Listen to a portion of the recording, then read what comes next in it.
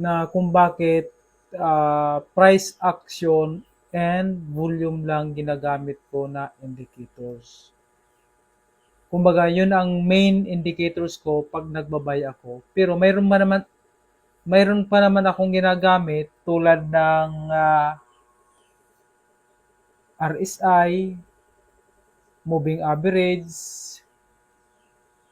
kuminsan ginagamitan natin ng Fibo. Pero yung mga yan is minor indicators lang natin mga yan. Kumbaga support lang doon. Yung major na indicators natin is price with volume.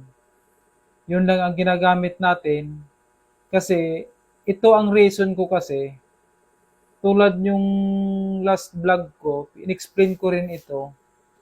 For example, yung ganitong sit-up, dito tayo kay BTC ngayon. Ito, sinabi ko, nag-form ito ng, mayroon ito dito na cup and handle na sit-up. Ayan o.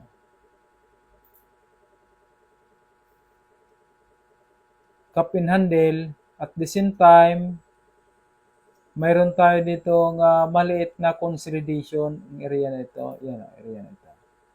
Ayan o.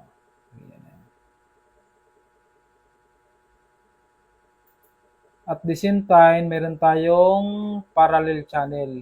Itong area na ito. Ayan.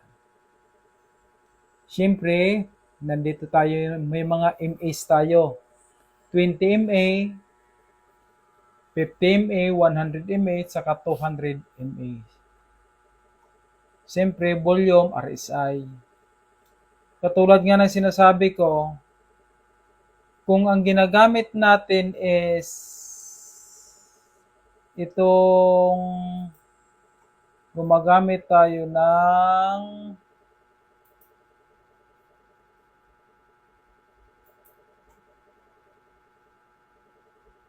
Darvas-Bach indicators, sa area na ito is cut loss na tayo.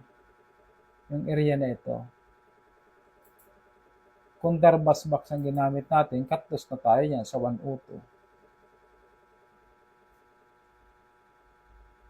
Yung area na yan.